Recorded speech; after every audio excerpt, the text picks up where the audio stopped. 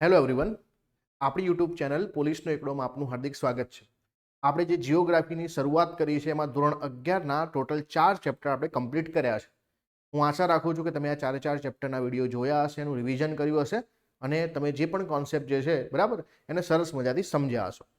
હવે બીજું ખાસ કે આપણે આગળ વિડીયો કેવી રીતે આવશે એ બધાની અપડેટ માટે તમને આ વિડીયોના ડિસ્ક્રિપ્શનમાં આપણી ટેલિગ્રામ ચેનલ, વોટ્સએપ ચેનલના જે છે તમને લિંક આપેલા છે, તેમાં તમે તરત જોડાઈ જાઓ, જે તમને દરેક વિડીયોની અપડેટ પણ જે છે ત્યાં મળતી રહેશે. તો ચલો વિડીયોની શરૂઆત કરીએ. આજે આપણે જે છે 5મા નંબરનું ચેપ્ટર શીખવાનું છે, જેનું નામ છે ભૂમિખંડો અને મહાસાગરો.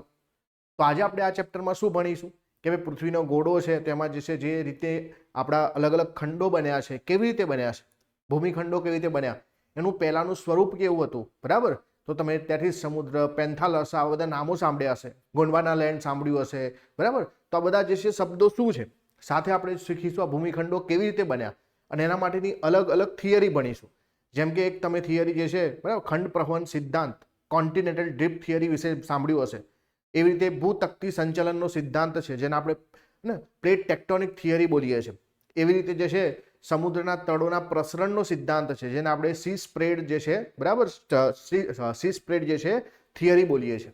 તો અલગ અલગ થિયરી અને અલગ અલગ એમના મત અનુસાર જે છે કેવી રીતે પૃથ્વી ઉપર ખંડોની રચના થઈ અને એના અનુસાર જે છે આજની વર્તમાનની પૃથ્વીની શું રચના છે એના વિશે આપણે ભણીશું. ટૂંકમાં આજના ચેપ્ટરમાં આપણે એ ભણવાનું છે કે પૃથ્વીના ગ્રહ ઉપર કેવી રીતે ભૂમિખંડો બન્યા અને કેવી રીતે સમુદ્રો બન્યા. તો ભૂમિખંડો, સમુદ્રો જે છે કેવા પ્રકારના ભૂ જે છે ભાગ કહેવાય, બરાબર, ભૂમિ સ્વરૂપો, લેન્ડફોર્મ. તો પ્રથમ પ્રકારના લેન્ડફોર્મ, સેકન્ડ પ્રકારના લેન્ડફોર્મ, ત્રીજા પ્રકારના લેન્ડફોર્મ, આ બધું આપણે આજે શીખવાનું છે. તો આ ચેપ્ટરમાં તમે આ બધા શબ્દો, આ બધા જે પારિભાષિક શબ્દો છે એના વિશે શીખશો, એની થિયરી ભણશો. તો ચલો સ્ટાર્ટ કરીએ. ચેપ્ટરનું નામ છે ભૂમિખંડો અને મહાસાગરો. હવે જુઓ, ભૂમિખંડો અને મહાસાગરની ઉત્પત્તિ અંગે જે છે કેટલાક પ્રશ્નો વણ ઉકલ્યા છે. પૃથ્વીની ભૂ રચના જે છે બરાબર, પૃથ્વીની જે છે ભૂરચનાની વાત કરીએ આપણે, તો ભૂરચના વિશેનું જ્ઞાન જેમ જેમ વધતું ગયું એમ ભૂમિખંડો અને મહાસાગરનું વિતરણ અને તેની ઉત્પત્તિ કેવી રીતે થઈ એના વિશે જે છે આપણા વિચારો જે છે ને વધુ મજબૂત થતા ગયા.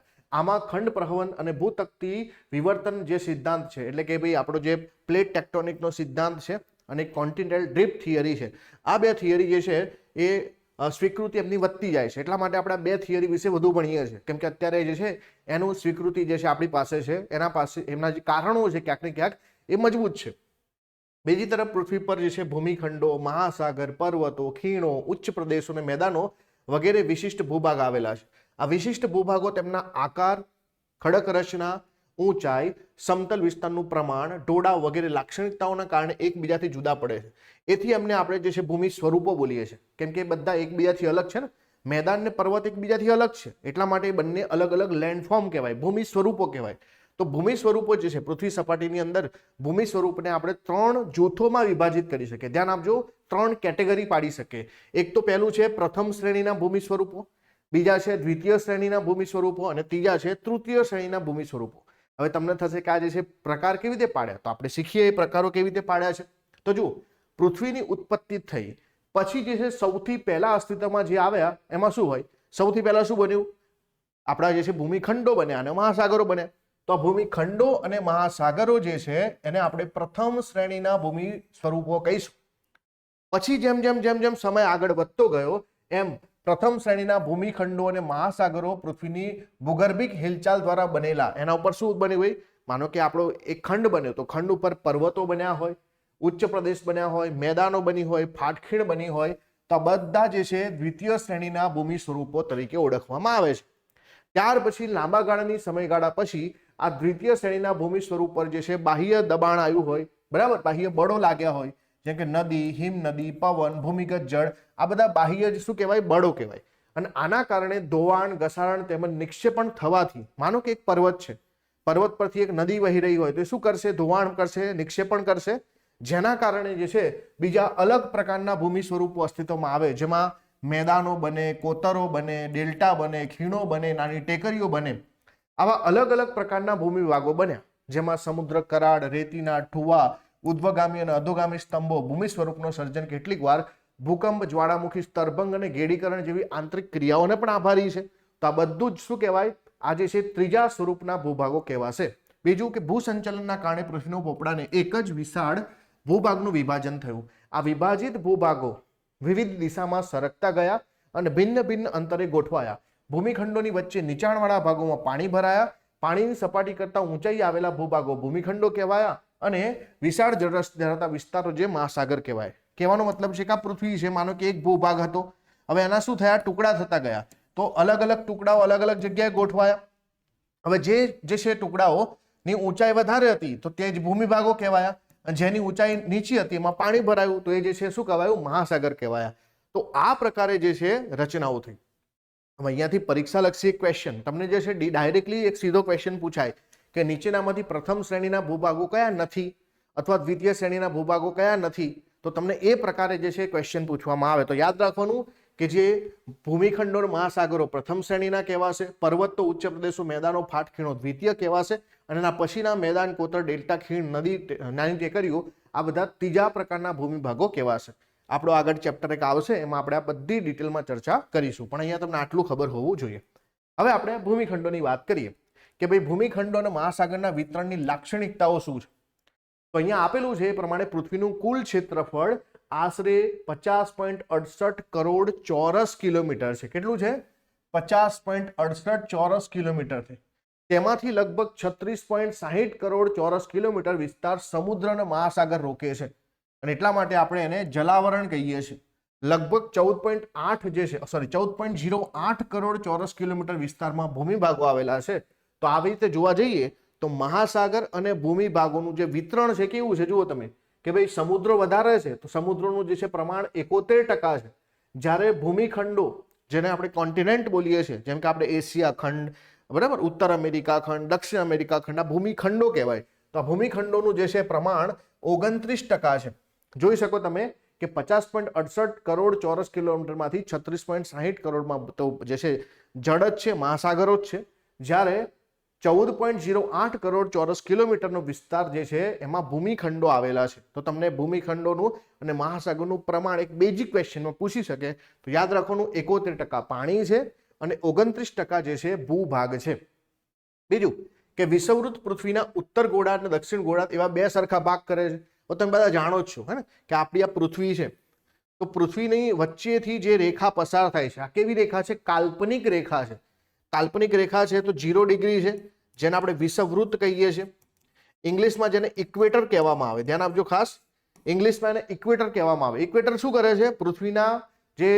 પૃથ્વીનો ગોળો છે એના બે સરખા ભાગ કરે છે. જે ઉપરનો ભાગ છે એને આપણે નધર્ન હેમિસ્ફિયર બોલીએ છીએ અને નીચેનો ભાગ છે એને સધર્ન હેમિસ્ફિયર બોલીએ. તો મતલબ શું થાય? ઉપરનો ગોળો એને આપણે ઉત્તર ગોળાર્ધ કહીએ, નીચેનો ગોળો છે એને દક્ષિણ ગોળાર્ધ કહીએ છીએ, કેમ કે અહીંયા નોર્થ પોલ આવેલો છે ને ઉત્તર ધ્રુવ, અહીંયા સાઉથ પોલ એટલે કે દક્ષિણ ધ્રુવ આવેલો છે. તો ઉપરનો જે ભાગ છે એને આપણે શું કહીશું? ઉપરના ભાગને આપણે કહીશું કે ભાઈ એ જે છે આપણો ઉત્તર ગોળાર્ધ છે, નીચેનો ભાગ જે છે એ આપણો દક્ષિણ ગોળાર્ધ છે. હવે તમે જોશો કે ભાઈ ઉત્તર ગોળાર્ધ જે છે એને જમીન ગોળાર્ધ કહેવામાં આવે. હવે આવું કેમ? તો જો ઉત્તરના ગોળામાં જોવા જઈએ તો પૃથ્વીનો લગભગ 71% જમીન વિસ્તાર જે છે એ ઉત્તર ગોળાર્ધ તરફ છે, જેમાં ઉત્તર અમેરિકા, યુરોપ, એશિયા, આફ્રિકા અને દક્ષિણ અમેરિકા ખંડના કેટલાક વિસ્તારો આવેલા છે. આપણે ઇમેજમાં જોઈશું ડિટેલમાં. બીજું છે કે દક્ષિણ ગોળાર્ધમાં જળરાશિના વિસ્તારો આવેલા છે, તેથી દક્ષિણ ગોળાર્ધને આપણે જળ ગોળાર્ધ કહીએ છીએ. કેમ? કેમ કે જળરાશિ અને જમીન સરખામણી કરીએ તો અહીં લગભગ 90.5% પાણી અને માત્ર 9.5% જે છે જમીન વિસ્તારો આવેલા છે. ઉત્તર ગોળાર્ધમાં 20 ડિગ્રીથી 70 ડિગ્રી સુધી અને દક્ષિણ ગોળાર્ધમાં 70 થી 80 ડિગ્રી અક્ષાંશ સુધી જમીન અધિકતા છે. પેસિફિક, એટલાન્ટિક, હિન્દ અને આર્કટિકા 4 મહાસાગરો પૃથ્વીની જળરાશિના 92.7% વિસ્તાર ધરાવે છે. ભૂમિખંડો અને મહાસાગરો મુખ્યત્વે કેવા છે? ત્રિકોણાકાર છે અને મહાસાગરો પોતાના દક્ષિણ ભાગમાં પહોળા અને ઉત્તર ભાગ તરફ સાંકડા છે. આવું કેમ? કેમ કે આપણે જોયું ને ઉત્તર ગોળાર્ધમાં જે છે ભૂમિખંડોનું પ્રમાણ છે તો ઉત્તર તરફ મહાસાગરો જે સાંકડા હશે, દક્ષિણ તરફ પહોળા હશે, જ્યારે ભૂમિખંડો ઉત્તરમાં પહોળા છે કેમ કે ઉત્તર તરફ એમનો ભાગ વધારે છે, દક્ષિણ તરફ આવતા જે છે સાંકડા છે. ક્લિયર? તો પૃથ્વી ઉપર મહાસાગર અને ભૂમિખંડો એકબીજાના સામે સામે ગોઠવાયેલા છે. મહાસાગરો દક્ષિણમાં વધુ છે, જ્યારે ઉત્તર તરફ જે છે શું છે ઉત્તર ગોળાર્ધમાં ઓછો ભૂમિ વિસ્તાર રોકે છે. એટલે કે મહાસાગરનું ઉત્તરમાં પ્રમાણ ઓછું છે, દક્ષિણમાં પ્રમાણ વધારે છે. આ ખાસ યાદ રાખવાનું કે ભૂમિખંડોના ક્યાંક ને ક્યાંક સ્વરૂપો ત્રિકોણ પ્રકારના છે અને ત્યાર પછી આ યાદ રાખવાનું કે ઉત્તર ગોળાર્ધમાં જે છે જેને આપણે ભૂગોળાર્ધ કહીએ છીએ, દક્ષિણ ગોળાર્ધ જે છે જળ ગોળાર્ધ છે. કેમ? એનું કારણ આપણે સમજ્યા કે જેટલા પણ ભૂમિખંડો છે એમાંથી તમે જોઈ શકો છો કે અહીંયા 81% જમીન વિસ્તાર જે છે ઉત્તર ભાગમાં છે, જ્યારે નીચે આવીએ જળ ગોળાર્ધમાં એટલે દક્ષિણ ગોળાર્ધમાં ત્યારે 90.5% જેટલું પાણી છે. હવે એને આપણે ઇમેજથી સમજીએ. જો આ પૃથ્વીનો ગોળો છે અને વચ્ચેથી આ ડિગ્રી જે પસાર થાય 0 ડિગ્રી, તો તમે જોઈ શકો છો કે ઉત્તર અમેરિકા, દક્ષિણ અમેરિકાનો ભાગ, આફ્રિકાનો મોટો ભાગ, યુરોપનો ભાગ, એશિયા ખંડ, આ બધા જે છે ઉત્તર ગોળાર્ધમાં છે. જ્યારે દક્ષિણ ગોળાર્ધમાં કોણ છે? તો આ જે છે દક્ષિણ અમેરિકા ખંડ છે, એટલે કે સાઉથ અમેરિકા ખંડ છે. ત્યાર પછી અહીંયા આફ્રિકાનો થોડો ભાગ છે, ઓસ્ટ્રેલિયાનો પાર્ટ છે. તો આ જે છે તમને જોવા મળે છે દક્ષિણમાં. એટલે મોટા ભાગનો ભાગ જે છે એટલે કે 81% વિસ્તાર જે છે, એટલા માટે આને આપણે શું કહીએ છીએ? જમીન ગોળાર્ધ કહીએ છીએ. જ્યારે દક્ષિણ જે છે એને આપણે જળ ગોળાર્ધ કહીએ છીએ, કેમ કે આમાં પાણીનું પ્રમાણ વધારે છે. જો અહીંયા છે ને, તો આ વચ્ચેથી પસાર થાય છે એને આપણે ઇક્વેટર કહીશું. એના ઉપરનો પાર્ટ એને આપણે નોર્ધન હેમિસ્ફિયર કહીશું, એટલે કે ઉત્તર ગોળાર્ધ, અને નીચેનો ભાગ છે ને સધર્ન હેમિસ્ફિયર કહીશું, એટલે કે દક્ષિણ ગોળાર્ધ. તો આ તમને ખાસ આવડવું જોઈએ. ચલો હવે આપણે આગળ વધીએ કે ભૂમિખંડો અને મહાસાગરના વિતરણના સિદ્ધાંતો, કેવી રીતે ભૂમિખંડો બન્યા. બરાબર, શરૂઆત કરીશું આપણે, 0 થી 0 થી શરૂઆત કરીએ. તો જુઓ, ભૂમિખંડો અને મહાસાગરના વિતરણના સિદ્ધાંતો તેમની ઉત્પત્તિ સંબંધી પ્રશ્નોના નિરાકરણ માટે મદદરૂપ થાય છે. હવે માનો કે આપણે કોઈ પણ વસ્તુ સમજવી હોય તો એનું જે નોલેજ તો જરૂરી છે ને, કંઈક ફેક્ટ જાણતા હોઈએ, કંઈક થિયરી જાણતા હોઈએ તો આપણે કંઈક વસ્તુ સાબિત કરી શકીએ. તો અહીંયા પણ એ જ છે કે ભૂમિખંડો મહાસાગરના વિતરણના સિદ્ધાંતો જે છે એની મદદથી આપણે એમના પ્રશ્નોના નિરાકરણની મદદ મળે આપણને. બીજું શું કે ભાઈ અહીંયા ઘણા બધા લોકો છે એમણે આવા સિદ્ધાંતો આપ્યા. એમાં નામ છે સોલાસ, ગ્રીન, ગ્રેગરી, કેલ્વિન, હેરી હેસ, વેગનર. આ બધાએ જે છે પૃથ્વીની સપાટી પર જે પહેલી શ્રેણીના ભૂમિ સ્વરૂપો છે એમના ઉત્પત્તિ વિશેના સિદ્ધાંતો આપ્યા. પ્રથમ શ્રેણીના ભૂમિ સ્વરૂપો કોને કહેવાશે? જે આપણા ખંડો છે, ભૂમિખંડો અને મહાસાગરો. તો ભૂમિખંડો અને મહાસાગરોની માહિતી આ અલગ અલગ વ્યક્તિઓ પોતાના અલગ અલગ સિદ્ધાંતોથી આપી છે. હવે આપણે આ ચેપ્ટરમાં જે અલગ વસ્તુ બુકમાં નથી ને એને પણ સમજીશું. બરાબર, એટલે આપણી પરીક્ષાલક્ષી જે પણ પ્રશ્નો પૂછાય તો એમાં આપણને મદદ મળે. તો બુકમાં ઘણું બધું સહેલો છે, આપણે એનું થોડું ડીપમાં જવાનો પ્રયત્ન કરીશું. એકબીજાથી ખૂબ દૂર આવેલા ભૂમિખંડોની વનસ્પતિ, ભૂસ્તરીય રચના, પ્રાણીઓ, ભૂમિ સ્વરૂપો વગેરે બાબતમાં વિવિધતાની સાથે આપણને સામ્યતા પણ જોવા મળે. હવે આ લોકોએ જ્યારે સિદ્ધાંતો બનાવ્યા હશે તો એમણે કંઈક તો જે છે અનુમાન લગાવ્યું હશે ને કે કેમ આ બધા ભૂમિ સ્વરૂપો જે છે એક સમયે એક જ હતા. તો એમણે જોયું કે ભાઈ એશિયા ખંડ અને આફ્રિકા ખંડ વચ્ચે અંતર ઘણું છે, એશિયા ખંડ અને દક્ષિણ અમેરિકા ખંડ વચ્ચે અંતર ઘણું છે. તો અમુક બાબતોમાં આપણને વિવિધતા જોવા મળે પણ અમુક બાબતોમાં સામ્યતા જોવા મળે. તો સામ્યતાથી એમણે નક્કી કર્યું કે ક્યાંક ને ક્યાંક આ લોકો જે છે એક સમયે જોડે રહેતા હશે, હે ને, એક જેવી ટેવ છે, એક જેવી જે છે જીવ ઉત્પત્તિ છે, એક જેવા ફોસાઇલ્સ આપણને મળ્યા હોય. તો ક્યાંક ને ક્યાંક અમુક જીવોની ઉત્પત્તિ વિશે એમને એવું લાગ્યું હોય કે બંનેમાં સામ્યતા છે. તો આટલા દૂર હોવા છતાં બંનેમાં સામ્યતા કેવી રીતે હોઈ શકે? તો એમણે જે છે એવું સાબિત કર્યું. એટલા માટે અહીંયા એ જ વાતો કરીશું આપણે કે સામ્યતાઓ શું છે અને વિવિધતાઓ શું છે. તો ઓસ્ટ્રેલિયાના જંગલમાં જોવા મળતા કોથળી વર્ગના પ્રાણીઓ, જે કાંગારુઓ છે ને, કોથળી વર્ગના પ્રાણીઓ છે, અને દક્ષિણ અમેરિકાના ભૂમિમાંથી અશ્મિ સ્વરૂપે પ્રાપ્ત થયા છે. વિચારો કે અત્યારે જે ઓસ્ટ્રેલિયામાં જે કોથળી સ્વરૂપના પ્રાણીઓ છે એ ત્યાં આપણને દક્ષિણ અમેરિકા ખંડની અંદરથી એને અશ્મિ રૂપે પ્રાપ્ત થયા છે. એનો મતલબ કે એક સમયે આ બે ખંડો ક્યાંક ને ક્યાંક જોડેલા હશે. ઉત્તર અમેરિકાના એપેલેશિયન અને પશ્ચિમ યુરોપના ભૂમિમાંથી પ્રાપ્ત થતો કોલસો જે છે એક જ કાળમાં બનેલો હોવાના પ્રમાણ મળ્યા છે. સાથે સાથે કેટલાક પ્રદેશોમાં પ્રવર્તમાન આબોહવા કરતા ભૂતકાળની અંદર જે છે ક્યાંક જુદા જ પ્રકારની આબોહવા હતી તેવી સાબિતીઓ પણ પ્રાપ્ત થઈ છે. આવું ત્યારે જ સંભવ થાય જ્યારે અહીંયા જો આ બાબતમાં જે છે બે અનુમાન લગાવવામાં આવ્યા કે આવું ક્યારે સાબિત થઈ શકે. તો એની બે જે છે પોસિબિલિટી છે. એક તો એવું છે કે આબોહવા ધરમૂળથી આપોઆપ બદલાઈ ગઈ હોય. માનો કે આપણે ભારતમાં રહીએ છીએ તો ભારતમાં પહેલા જે છે માનો કે બરફ પડતો હોય અને અત્યારે જે છે આપણે ગરમી પડે છે, ફૂલ ગરમી પડે છે. તો આવું પોસિબલ ક્યારે બને કે ધરમૂળથી આપણી આબોહવા બિલકુલ બદલાઈ ચૂકી હોય. આ એક પોસિબિલિટી છે. અથવા તો બીજું કે ઘણા દૂરના ભૂતકાળમાં વર્તમાન ભૂમિખંડો અન્ય સ્થાને હોય અને પછીથી વિસ્થાપન પામ્યા હોય. માનો કે આપણે કેનેડામાં હોય, પહેલા કેનેડાથી છૂટાટ થતા હતા, અત્યારે આવ્યા હોય, ક્યાં હતા એની બધી વાત કરીશું. આ તો ખાલી જે છે જસ્ટ વાત છે કે ક્યાંક ને ક્યાંક આપણો ભૂમિખંડ જે છે અહીંયા ના હોય, એ બીજી કોઈ જગ્યા પર હોય જેનું જે આબોહવા જે છે અલગ હોય. હવે જેમ ભૂમિભાગ જે છે આપણો ભૂમિખંડ ખસતો ખસતો જે છે અહીંયા પહોંચ્યો છે તો અહીંયાની આબોહવા હવે લાગુ પડે છે.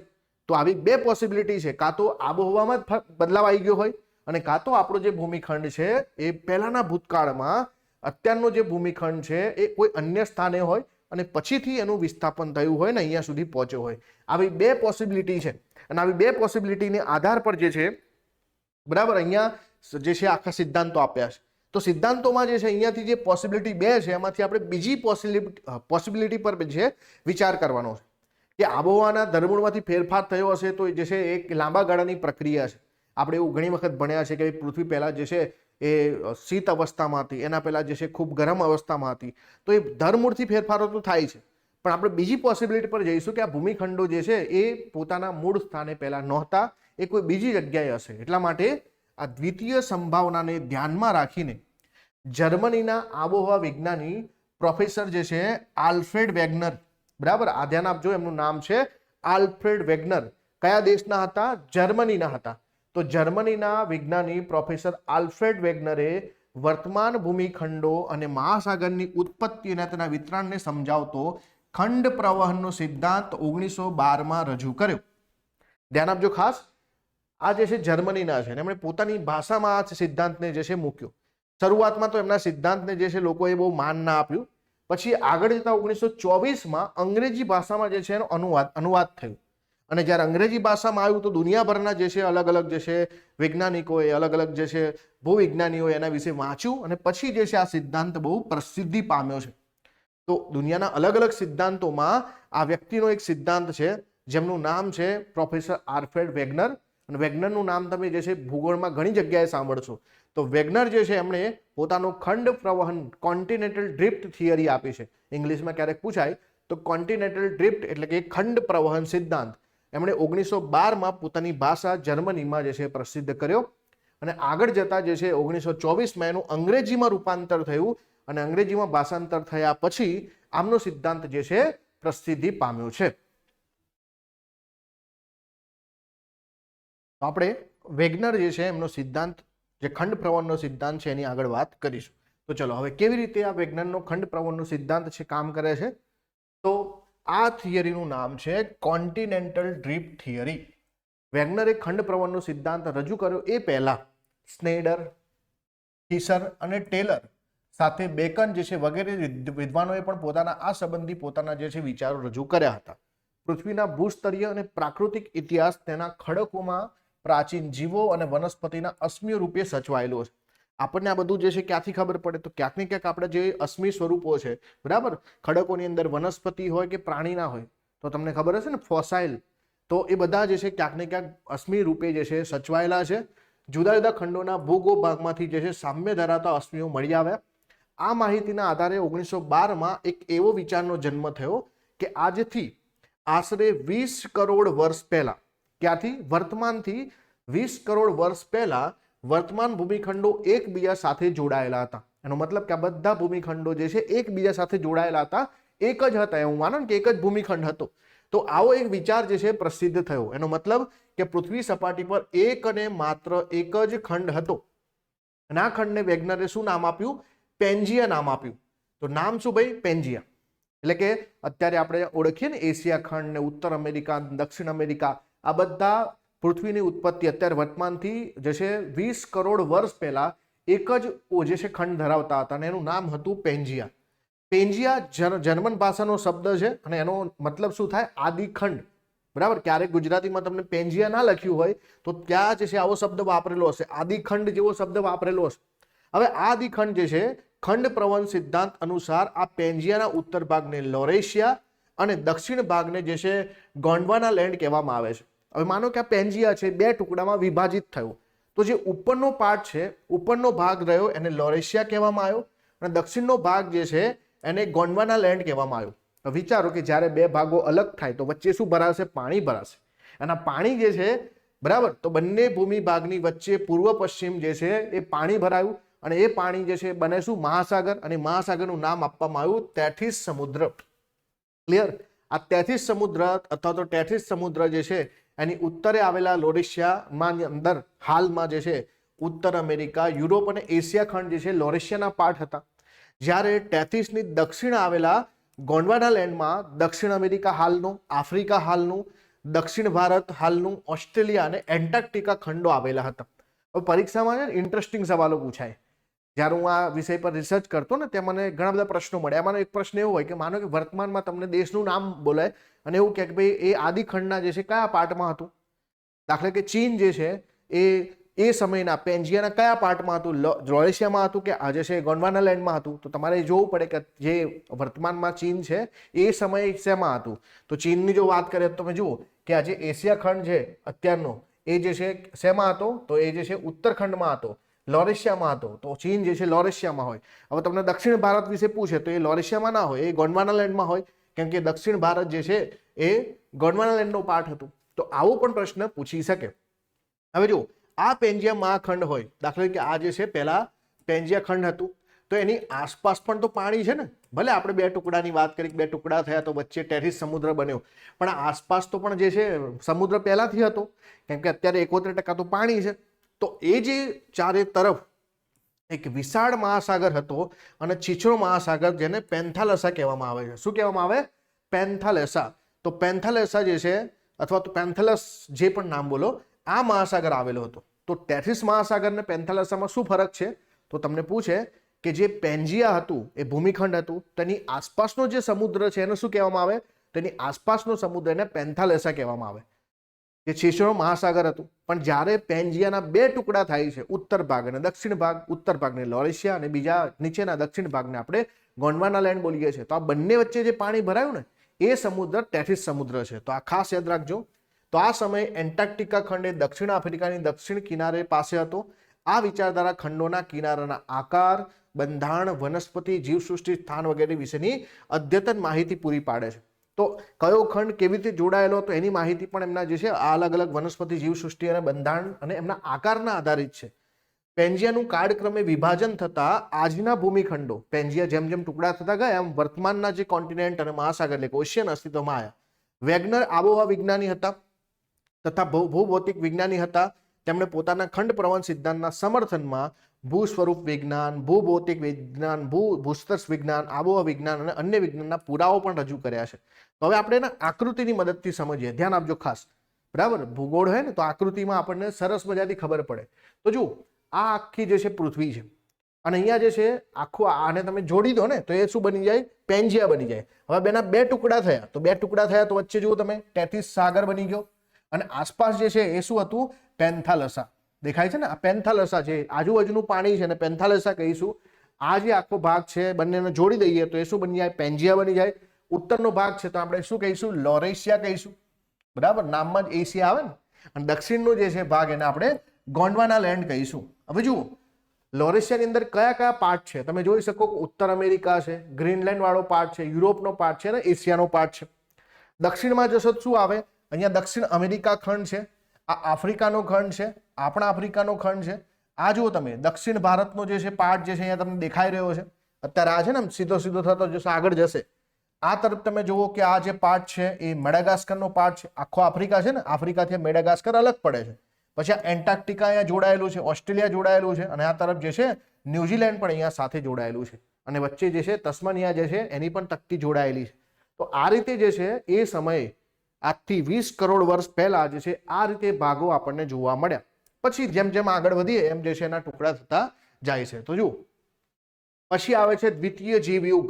આ દરમિયાન પૃથ્વીના ગુરુત્વાકર્ષણ અને અન્ય બળના કારણે, ધ્યાન આપજો તમને ક્યારેક પૂછે કે ભાઈ આ કેમ જે છે ખંડો એકબીજાથી અલગ થયા, તો એના ઉપર લાગે છે ગુરુત્વાકર્ષણ બળ અને બીજા અન્ય બળના કારણે પેન્જિયામાં શું થાય છે? ભંગાણ પડે છે, પેન્જિયા તૂટે છે અને એના કારણે જે છે ભૂખંડો તેની નીચે આવેલા ભૂરસ ઉપર વિશાળ તરાપાની જેમ તરતા હતા. માનો કે આજે આપણે સમુદ્રની અંદર માછની જે છે એક હોડી બનાવીએ તો એ હોડી કેવી તરે પાણી પર, તો ક્યાંક ને ક્યાંક જે છે આપણી પૃથ્વીની નીચે પણ આ ભૂમિ ભાગ જે છે એની નીચે આપણે ભણ્યા ને ઉપરનો પાર્ટ શિયાળ છે, તો શિયાળ ખડકો છે તો એની નીચે સીમા છે.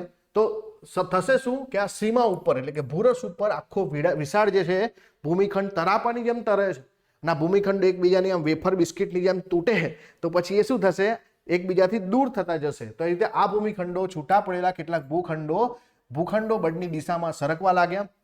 ઉત્તર અમેરિકા અને દક્ષિણ અમેરિકા, યુરોપ અને આફ્રિકાથી છૂટા પડી પશ્ચિમ તરફ સરક્યા. તો જુઓ આ જે છે ને તો શું થાય છે? આ પેન્જિયાનો પાર્ટ છે તો અહીંયા શું થશે? આ જે છે ગોંડવાના લેન્ડ છે તો ક્યાંક ને ક્યાંક આ રીતે છૂટા પડ્યા તો આ જે છે ઉપરનો પાર્ટ, આ જે ઉત્તર અમેરિકા અને દક્ષિણ અમેરિકા જે છે પશ્ચિમ તરફ ગયા, ખ્યાલ આવે છે ને? તો ઉત્તર અમેરિકા અને દક્ષિણ અમેરિકા જે છે યુરોપ અને આફ્રિકાથી છૂટા પડીને પશ્ચિમ તરફ ગયા. આફ્રિકા અને યુરોપ જે છે વિષુવવૃત્ત તરફ ખસ્યા. તો બંને જે છે અલગ હતા ને, તો આફ્રિકા અને યુરોપ કેવા એકબીજાથી આમ નજીક આવ્યા. જ્યારે અમેરિકા જે હતું એ શું થયું, આમ પશ્ચિમ તરફ ગયું. બીજી તરફ જે છે તૃતીય ધ્રુવયુગ દરમિયાન ઓસ્ટ્રેલિયા અને એન્ટાર્કટિકા દક્ષિણ દિશા તરફ સરકવા લાગ્યા. ભારત ઉપખંડ આફ્રિકાથી અલગ થઈ ઉત્તર પૂર્વ તરફ ખસ્યો. એટલે કે ભારત કેવી તરફ ગયો? માનો કે આ ભારત છે તો ભારત આ તરફ આવ્યો ને, આપણે કેમ કે એમનું સ્થાન આફ્રિકાથી આપણે આ તરફ છીએ તો ઉત્તર પૂર્વની તરફ ખસ્યો. અને સમયાંતરે અલગ પડેલા ભૂમિખંડો વર્તમાન સ્થાન પર ગોઠવાયા. ભૂમિખંડો વચ્ચે જે ખાલી નિર્માણ જગ્યાઓ થઈ એ બધા વિસ્તારો અત્યારે શું બની ગયા? મહાસાગર બની ગયા, સમુદ્રો બની ગયા. તો આવી રીતે જે છે વિજ્ઞાનનો ખંડ પ્રવાહનો સિદ્ધાંત છે જેમણે 1912માં રજૂ કર્યો. તે મૂળ જર્મન ભાષામાં લખાયો હતો. તેમના પુસ્તકોને પછીથી અંગ્રેજીમાં જ્યારે અનુવાદ થયો પછી એમના વિચારોને વધુ સ્વીકૃતિ મળી. વિજ્ઞાનના વિચારને અમેરિકાના પુસ્તકશાસ્ત્રીઓ જે સ્વીકારવા તૈયાર ન હતા, પરંતુ બ્લેકેટની ધ્રુવોનું ભ્રમણ વિચારધારા, હેરી હેસનો સમુદ્ર તળ પ્રસરણ એ જ ભણીશું આપણે, સી ફ્લર જે છે સ્પ્રેડિંગ થિયરી ભણીશું, અને ગ્રીન અને ગ્રેગરીનો ચતુષ્ફલક સિદ્ધાંત વગેરેના કારણે ખંડ પ્રવહન સિદ્ધાંત જે સ્વીકૃત બન્યો. કેમ કે આપણે ક્યાંક ને ક્યાંક જે છે આ ખંડ પ્રવહન સિદ્ધાંતની થિયરીને સપોર્ટ જ કરી છે. એટલા માટે પાછળથી અમેરિકાના વૈજ્ઞાનિકોએ પણ માનવું પડ્યું કે ભાઈ હા વેગનર જે છે એમની કંઈક થિયરીમાં સોલિડ જવાબ છે. તો હવે ફરીથી એકવાર જે છે રિપીટ કરીએ. જો અહીંયા સિમ્પલ સાદી ભાષામાં સમજાવું તો આ પૃથ્વી છે, તો ઉપર શું હતું ભાઈ? તો લોરેશિયા, નીચે શું હતું? ગોંડવાના લેન્ડ. હવે આમાંથી શું થયું? અહીંયા જો ઉત્તર અમેરિકાનો પાર્ટ, દક્ષિણ અમેરિકાનો પાર્ટ એ કઈ તરફ ગયા ભાઈ? પશ્ચિમ તરફ ગયા. પશ્ચિમ તરફ શું ગયું? ઉત્તર અમેરિકા અને દક્ષિણ અમેરિકા. બીજા સ્ટેજમાં શું થયું કે બીજા સ્ટેજમાં જે અહીંયા નીચે આફ્રિકા અને ઉપર યુરોપ, તો યુરોપ અને આફ્રિકા જે છે એ વિષુવવૃત્ત તરફ આવ્યા. એટલે આ નીચે આવ્યું અને આ થોડું ઉપર ગયું, તો વિષુવવૃત્ત તરફ ગોઠવાયા. પછીના સ્વરૂપમાં શું થયું કે આપણું જે ભારત છે, ભારત એ પાર્ટ જે છે આફ્રિકાથી અલગ થયું અને કઈ તરફ ગયું ભાઈ? ઉત્તર પૂર્વની તરફ ગયું. એટલે આપણે આવું કરીશું, ઉત્તર પૂર્વની તરફ ગયું. પછી પાછળથી જે છે એ આપણું ઓસ્ટ્રેલિયા અને એન્ટાર્કટિકા જે છે એ દક્ષિણ તરફ ખસ્યા. કઈ તરફ ખસ્યા ભાઈ? દક્ષિણ તરફ. અને આવી રીતે વર્તમાનમાં જે છે ભૂમિભાગોની રચના થયેલી છે. ધ્યાન આપજો ખાસ, તમને ક્યારેક પરીક્ષામાં ડાયરેક્ટલી પૂછાય કે ભાઈ ભૂમિખંડોની રચના વિશેની કોઈ પણ બે થિયરી સમજાવો. ડાયરેક્ટલી પ્રશ્ન પૂછાય મુખ્ય પરીક્ષામાં. તમારે વેગનરનો ખંડ પ્રવહન સિદ્ધાંતો ખાસ, અને પછી આગળ આપણે પ્લેટ ટેક્ટોનિક પણ ભણીશું. તો આમાં આ લખવું પડશે તમારે કે ભાઈ આજથી 20 કરોડ વર્ષ પહેલા પૃથ્વીની અંદર એક જ ભૂભાગ હતો જેનું નામ હતું પેન્જિયા. એની આસપાસ જે સમુદ્ર હતો એને આપણે પેન્થાલાસા કહેતા હતા. પછી આ જે પેન્જિયા જે બે ભાગમાં વહેંચાયું તો એક ભાગનું નામ આપણે જે છે શું આપ્યું? લોરેશિયા આપ્યું ઉત્તર ભાગમાં. દક્ષિણ ભાગમાં જે હતું એનું નામ ગોંડવાના લેન્ડ આપ્યું. હવે આ બંને ભાગોમાંથી પણ જે છે કાળક્રમે જે પ્રથમ જીવયુગ દરમિયાન જે છે એમાંથી ભૂભાગો અલગ થયા. તો ઉત્તર અમેરિકા અને દક્ષિણ અમેરિકા ખંડો પશ્ચિમ તરફ ખસ્યા. આફ્રિકા અને યુરોપ ખંડો જે છે વિષુવવૃત્ત તરફ ખસ્યા. આગળ જતા ભારત જે છે એ ઉત્તર પૂર્વ તરફ ખસ્યો. અને આગળ જતા ઓસ્ટ્રેલિયા અને જે છે બીજું કયો પાર્ટ? તો ઓસ્ટ્રેલિયા અને એન્ટાર્કટિકા એ જે છે દક્ષિણ તરફ ખસ્યા. આ રીતે અત્યારે વર્તમાનમાં ભૂભાગોની રચના થયેલી છે. બાકીનો જે વિસ્તાર આવ્યો એમાં પાણી ભરાયા અને મહાસાગરો બન્યા. એ સમયે જે લોરેશિયા અને જે છે જે ગોંડવાના લેન્ડ છે એની વચ્ચે જેનો વિસ્તાર હતો એને આપણે ત્યાંથી સમુદ્ર કહીએ છીએ, મહાસાગર બોલીએ છીએ. તો આ રીતે તમે એને સમજાવી શકો. તમે એ પણ સમજાવો કે વેગનરનો સિદ્ધાંત 1912માં જર્મન ભાષામાં પ્રકાશિત થયો, પણ 1924માં જ્યારે અંગ્રેજી ભાષામાં રૂપાંતર થયું અને ધીમે ધીમે જે છે અમેરિકાના વૈજ્ઞાનિકોએ પણ આ વેગનરના સિદ્ધાંતને પ્રમાણિત કર્યો છે, માન્યો છે. ક્લિયર? તો વેગનરનો સિદ્ધાંત બહુ સિમ્પલ. આગળ જઈએ કે વેગનરના જે વિચારો 1912માં જે રજૂ થયા એની વાત આપણે કરી. તો વેગનરે સમજાયું કે પેન્જિયાના વિભાજિત ભૂમિખંડોને ફરી પાછા બંધ બેસતા ગોઠવવામાં આવે તો એક સંપૂર્ણ આકૃતિ બને છે. માનો કે તમે એક રમત રમ્યા હશો ને, એ રમતનું નામ જ આવું છે, જિગસો ફિટ. જિગસો ફિટમાં શું હોય કે આપણે અલગ અલગ જે છે ટુકડા હોય અને ટુકડાને નાના બાળક હતા ને તો ત્યારે આપણે રમતા. અત્યારે પણ જે છે એ એડવાન્સ લેવલમાં આવી ગેમો આવે. અત્યારે તો મોબાઈલમાં આવી ગેમો આવે કે ભાઈ પાર્ટ ગોઠવવાના થાય, કયો ટુકડો કઈ બંધ બેસે અને પછી એક આકાર રચાય. તો આ ભૂમિખંડોને પણ આપણે જે છે એકબીજા સાથે જોડવાનો પ્રયત્ન કરીએ ને તો પણ જે છે પેન્જિયા નામનો જે છે ભૂમિખંડ જે છે બને છે.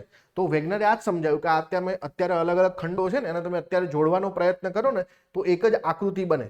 તો આ પેન્જિયા પ્રમાણે જુદા જુદા આકારના ભૂમિખંડોના ટુકડા એકબીજામાં યોગ્ય જગ્યામાં ગોઠવવામાં આવે તો આકૃતિમાં દર્શાવ્યા પ્રમાણેની જે છે આકૃતિ આપણને જોવા મળે છે. આ મત પ્રમાણે એન્ટાર્કટિકાના બંને કિનારે આવેલા જે છે દક્ષિણ અમેરિકા અને પશ્ચિમ આફ્રિકા એકબીજામાં બરાબર ગોઠવાઈ જાય છે. એ જ રીતે ઉત્તર અમેરિકા અને ગ્રીનલેન્ડ યુરોપની સાથે મળીને એક સંપૂર્ણ આકાર બનાવે છે. ઓસ્ટ્રેલિયાનો ઉત્તર કિનારો બંગાળની ખાડીમાં બરાબર ગોઠવાઈ જાય છે. તો તમે જોઈ શકો છો કે આ લોરેશિયા અને ગોંડવાના લેન્ડ છે. આમાં શું થયું કે ઉત્તર અમેરિકા અને જે દક્ષિણ અમેરિકાનો ખંડ જે છે પશ્ચિમ તરફ ગયો. આ તરફ જુઓ કે ભાઈ જે યુરોપ અને આફ્રિકા છે એ વિષુવવૃત્ત તરફ આવ્યા. આ ભારતનો પાર્ટ જે તમે જોઈ શકો છો અહીંયા એ ઉત્તર પૂર્વ તરફ ગયો.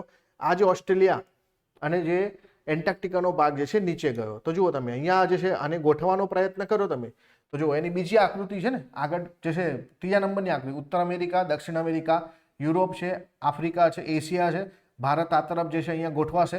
એન્ટાર્કટિકા અને ઓસ્ટ્રેલિયા જે છે દક્ષિણ તરફ જઈ રહ્યા છે. તો આને જો આપણે ગોઠવવાનો પ્રયત્ન કરીએ પાછા તો આપણને આ પ્રકારની રચના જોવા મળે છે. હવે આગળ વધીએ. એક વ્યક્તિ હતા જેમનું નામ છે સ્વેસ. આ વ્યક્તિને આપણે ખાસ યાદ રાખીશું. સ્વેસના મત અનુસાર મહાસાગરના તળિયા આખી પૃથ્વી પર ભૂકવચ પથરાયેલું છે. એટલે એમનો કહેવાનો મતલબ છે કે ભાઈ ભૂમિખંડો એકલા જ નહીં, બરાબર, આ ભૂમિખંડોની સાથે મહાસાગરો જે છે એ પણ ક્યાંક ને ક્યાંક જે છે શેના ઉપર છે? આ બધા જે છે ભૂરસ ઉપર છે. અને ભૂરસને આપણે શું બોલીએ છીએ? સીમા બોલીએ છીએ, બરાબર. તો આ શું છે? મહાસાગરને જે છે ભૂમિ સ્વરૂપ હોય એને આપણે શું કહીશું? સિયાલ કહીશું. તો આપણે શું કહેવાનું કે આ સિયાલ જે છે એકચ્યુઅલીમાં સીમા ઉપર જે છે પ્રસરણ કરે છે. એટલે કે એકલા ભૂમિખંડો તરે છે એવું નહીં, મહાસાગરનો પણ ઉપરનો પોપડો જે છે એ ક્યાંક ને ક્યાંક જે છે એ સિયાલ જ છે. અને એટલા માટે સ્પેસના મતો અનુસાર શું કહેવામાં આવે છે? આખી પૃથ્વી, બરાબર, જેમાં મહાસાગરના તળિયા પણ આવશે અને ભૂમિખંડો પણ આવશે, બધા જે છે એ સિયાલ જે છે એનું પર પથરાયેલું છે. અને સાઈમાં જે છે સિયાલની સરખામણીમાં વધુ સખત છે. તો મધ્ય આફ્રિકા અને બ્રાઝિલના ઉચ્ચ પ્રદેશો એક જ પ્રકારની પ્રાચીન નક્કર આગ્નેય ખડકના બનેલા છે. એટલાન્ટિક મહાસાગરના બંને કાંઠાના પ્રદેશનું ભૂસ્તરીય બંધારણ એકબીજાને મળતું આવે છે. અરબસ્તાનનો ઉચ્ચ પ્રદેશ, ભારતનો દ્વીપકલ્પીય પ્રદેશ અને પશ્ચિમ ઓસ્ટ્રેલિયાનો વિશાળ ઉચ્ચ પ્રદેશ પણ પ્રાચીન આગ્નેય ખડકના બનેલા છે. આપણે આગળના ચેપ્ટરમાં મેં તમને શીખવાડેલું છે કે જે ઉપરનું જે કવર છે જેને આપણે શું બોલીએ છીએ? સિયાલ બોલીએ છીએ. સિયાલથી શું બને? ભૂમિ સ્વરૂપો બને. તો ભૂમિખંડો અને મહાસાગરની રચના જે છે સિયાલમાંથી જ થઈ છે. સિયાલ જ છે ને. તો સિયાલ જે છે એ આગ્નેય ખડકો જો એમાં, અને આગ્નેય ખડકોની શું વાત કરવામાં આવી કે એમાં જે છે તો એમાં જે છે રચના જે છે ક્યાંક ને ક્યાંક આ બધાની એક જેવા જેવી છે. એટલા માટે આખી પૃથ્વી મહાસાગરના તળિયાથી લઈને ભૂમિખંડો બધા જે છે સિયાલના જ બનેલા છે. આવું જે છે સ્વેસભાઈનું કહેવું છે. ઉપરાંત આ પ્રદેશમાં આવેલી હિમ અસ્માવલીઓના પણ સામ્યતા જોવા મળે છે. સાથે સાથે ઉત્તર અમેરિકાની એપેલેશિયન પર્વતમાળા અને પશ્ચિમ યુરોપ તથા બ્રિટિશ ટાપુઓની પર્વતીય ક્ષેત્રોમાંથી એક જ કાંડના બનેલા કોલસા મળી આવ્યા છે. એટલાન્ટિક મહાસાગરના બંને કિનારાના પ્રદેશમાંથી મળી આવેલી પ્રાચીન વનસ્પતિ અને જીવજંતુની અસ્મિઓમાં પણ આપણને સમાનતા જોવા મળે. હવે આ બધું કેમ? તો આપણે આગળ ભણ્યા ને કે ભાઈ એકબીજાથી અલગ થયા છે. તો બસ એ બંને છેડા ઉપર ક્યાંક ને ક્યાંક સમાન પ્રકારની જે છે આપણને ખડકો પ્રાપ્ત થયા છે, સમાન પ્રકારની જીવ સૃષ્ટિ પ્રાપ્ત થઈ છે, જીવાશ્મ પ્રાપ્ત થયા છે. એ જ બધું કહેવા માંગે છે. તો કેટલાક પશુ પંખીઓ પણ સદીઓ વીતી ગઈ હોવા છતાં પોતાના મૂળ વતનમાં સ્થળાંતર કરે છે. ઉત્તર જે છે સ્કેન્ડિનેવિયાના ઉંદર અને અન્ય સરીસૃપો જે છે પશ્ચિમ દિશામાં પોતાના પૂર્વજોની વતનભૂમિ આઇસલેન્ડ તરફ સ્થળાંતર કરે છે.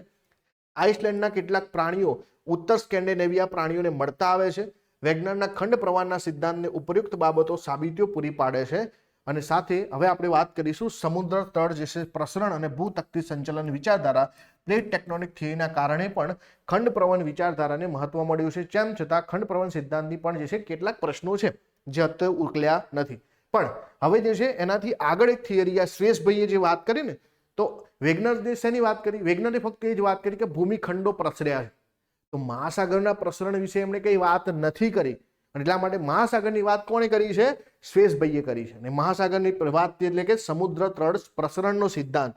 તો સમુદ્ર જે છે સ્તર પ્રસરણનો સિદ્ધાંત એને ઇંગ્લિશમાં કહેવાય છે C floor spreading theory. C floor spreading theory. તો આ થિયરી જે છે શેના વિશે છે? તો ભાઈ આપણે કોન્ટિનેન્ટલ ડ્રિફ્ટ થિયરીની વાત કરી, એના ઉપર જ બેઝ છે. અહીંયા પણ એ જ વાત છે કે ભાઈ આ જે ભૂમિખંડો એકબીજાથી દૂર થઈ રહ્યા છે. તો એના ઉપર જ છે સી ફ્લોર સ્પ્રેડિંગ થિયરી, જે 1960માં હેરી હેસ દ્વારા વિકસાવવામાં આવી. આ હેરી હેસે શું કીધું કે જ્વાળામુખીની પ્રવૃત્તિ દ્વારા મધ્ય મહાસાગરના શિખરો પર નવા સમુદ્રી પોપડાની રચના થાય છે. એમનો કહેવાનો મતલબ એ જ હતો કે માનો કે આ જે છે સમુદ્રનું તળિયું છે. આ સમુદ્રના તળિયામાં ક્યાંક ને ક્યાંક જે છે મેઘમાં અહીંયા જે છે દબાણ કરશે. આપણે જ્વાળામુખી ભણી ચૂક્યા ને, તો જ્વાળામુખી શું કરશે, બહારની તરફ જે છે નીકળવાનો પ્રયત્ન કરશે. તો ક્યાંક ને ક્યાંક મહાસાગરના પેટાળમાં અહીંયા ક્યાંક મેઘમાં જે છે બહાર આવવાનો પ્રયત્ન કરે. હવે આપણે પૃથ્વી પર જે છે ભૂમિખંડો પર જે ભૂભાગ પર જ્યારે મેઘમાં આવે ને તો શું થાય, એ આપણને પર્વત સ્વરૂપમાં જોવા મળે. અંદરથી કોલસા કે આજ્ઞાથી અંદરથી ખડકો નીકળે, અંદરથી લાવા નીકળે, એ બધો પથરાય અને એક નવો જે છે ભૂમિભાગ બને, નવી જમીન બને. તો એવી રીતે સમુદ્રની અંદર પણ શું થાય કે મેઘમાં અહીંયાથી બહાર નીકળે તો એ શું કરે, અહીંયાથી જે છે અને ફેલાય, અહીંયાથી જે છે સીના ફ્લોરમાં ફેલાય. એટલા માટે એનું નામ છે સી ફ્લોર સ્પ્રેડિંગ થિયરી. હવે શું થશે કે ક્યાંક ને ક્યાંક સી ફ્લોરની અંદર અહીંયા ભંગાણ પડશે અને એ જે છે એકબીજાથી દૂર જશે. એનો સીધો મતલબ છે કે આ રીતે બરાબર નીકળીને મેઘમાં બંને તરફ પસરાશે તો બંને ભાગ એકબીજાથી અલગ જશે. તો એટલા માટે સમુદ્રો જે છે આપણને લાંબા થતા જોવા મળે. હવે જેમ જેમ આગળ જશે તો અહીંયા કોન્ટિનેન્ટલ ડ્રિફ્ટ થિયરીની મદદથી માનો કે અહીંયા કોઈ કોન્ટિનેન્ટ છે એ પણ એકબીજાથી અલગ જશે ને, આ બંને વચ્ચેનું ડિસ્ટન્સ વધશે તો આ જે છે આ તરફ જશે, આ તરફ પણ જશે. તો આગળ જતા શું થશે, કોઈ માનો કે એક વિસ્તાર છે અહીંયા, એ પ્લેટ આમ નીચે જઈ રહી હોય અને આ ભૂમિખંડની પ્લેટ જે છે આ તરફ જઈ રહી હોય તો અહીંયા શું થશે કે ભાઈ અહીંયા જે છે ક્યાંક ને ક્યાંક માનો કે અર્થક્વેક થાય ને. અર્થક્વેક ક્યારે થાય, જ્યારે બે પ્લેટો એકબીજા સાથે ટકરાય, એકબીજાથી દૂર થતી જાય, એકબીજાથી ઘસરણ થાય, એની પણ વાત કરીશું આપણે. તો અહીંયા શું થશે કે જે જૂનો ફ્લોર છે બરાબર, તો એટલે કે અહીંયા મેન્ટલની નીચે જે છે જૂનો ફ્લોર જે છે એ સિંક થશે, જેના કારણે જે આ પ્રદેશ છે એ પૃથ્વીની નીચે જતો જશે. અને આવી રીતે જે છે સી ફ્લોર જે છે સ્પ્રેડિંગ થિયરી કામ કરે છે. તો ધ્યાન આપજો ખાસ કે જેમ જેમ મેઘના આવરણમાંથી જે છે ઉપર ઉઠે છે, રાઇઝ કરે છે, તેમ તેમ મજબૂત બને છે, નવા સમુદ્રી પોપડાનું નિર્માણ થાય છે, જે હાલના પોપડાને રીતની બંને બાજુએ દૂર ધકેલે છે, તો બંને તરફ જશે. આ પ્રક્રિયાના પરિણામે સમુદ્રી તટ પ્રદેશો જે છે કેવા થાય છે, પહોળા થાય છે અને ટેક્ટોનિક પ્લેટની હિલચાલ માટે એક પદ્ધતિ પણ પૂરી પાડે છે. તો આ સિદ્ધાંતની મદદથી બે વાત જે છે અહીંયા આપણને ખબર પડે. એક તો જે છે સમુદ્રના તળિયા જે છે પહોળા થઈ રહ્યા છે, ફેલાઈ રહ્યા છે, એટલે કે સી ફ્લોર જે છે ફ્લોર સ્પ્રેડિંગ થિયરીની વાત. અને સાથે બીજું પણ કે ભાઈ ક્યાંક ને ક્યાંક જે ભૂકંપ આવે છે, મહાસાગરની અંદર જે ભૂકંપ આવે છે, આપણે વાત કરી છે ને કે જે પેસિફિક મહાસાગરની આગળ જે રિંગ ઓફ ફાયર છે, તો એ પણ આ થિયરીની મદદથી સમજી શકાય કે ભાઈ ભૂકંપ, વોલ્કેનિક એક્ટિવિટી આટલી બધી કેમ છે, તો એ પણ જે છે આ થિયરીની મદદથી આપણે સમજી શકીએ. ચલો આગળ વધીએ. હવે આપણે ત્રીજી થિયરીની વાત કરીશું, જે છે ભૂતકતી સંચલનનો સિદ્ધાંત. એ વાત કરે છે પ્લેટ ટેક્ટોનિક થિયરી. હવે ધ્યાન આપો, આપણે અત્યાર સુધી શું શીખ્યા, એકમાં શીખ્યા વેગનનનો જે છે પ્રવહન સિદ્ધાંત બરાબર, કોન્ટિનેન્ટલ ડ્રિફ્ટ થિયરી, જેમ આપણે કોન્ટિનેન્ટની જ વાત કરી, કોન્ટિનેન્ટની જ વાત કરી, બીજી કોઈ વાત નથી કરી, એટલે ભૂખંડોની વાત કરી તે મહાસાગરની વાત ના કરી.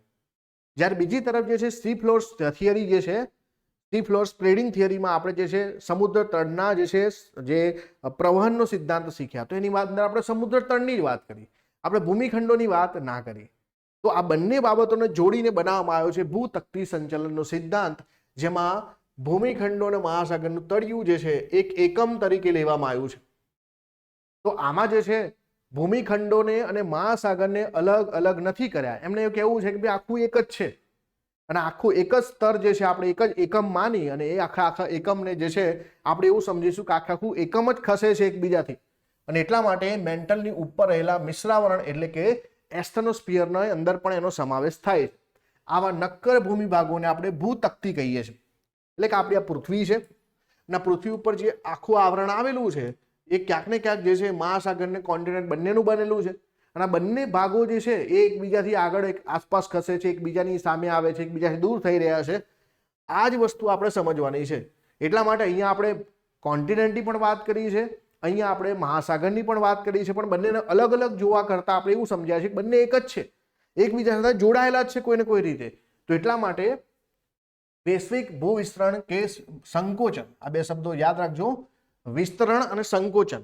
વિસ્તરણ અને સંકોચન ચંદ્રના કારણે આવતી ભરતીના બળોની અસર, ભૂપટલના વિસ્તૃત ભાગોનો ઉચકાવ, ખંડોનું પ્રવહન, સમુદ્રનું પ્રસરણ વગેરેની વિશે માહિતી આ સિદ્ધાંત આપે છે. જુઓ કઈ કઈ બાબતોની વાત કરી, ભૂવિસ્તરણ, સંકોચન, ચંદ્રના કારણે જે છે આવતી ભરતીના બળોની અસરો, ભૂપટલના વિસ્તૃત ભાગોને ઉચકાવ, ખંડોનું પ્રવહન, સમુદ્રનું પ્રસરણ જેવા સિદ્ધાંતો જે છે એની માહિતી આપે છે.